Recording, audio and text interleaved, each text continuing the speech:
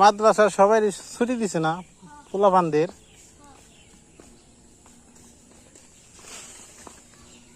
সবাই ছুটি দিছে। এটা হলো আমাদের ঈদগাহের মাঠ। এখানে সবাই ঈদের নামাজ পড়ি। ইতিমখানার পোলাপান তারা খেলাধুলা করে এখানে। এই যে দেখছেন,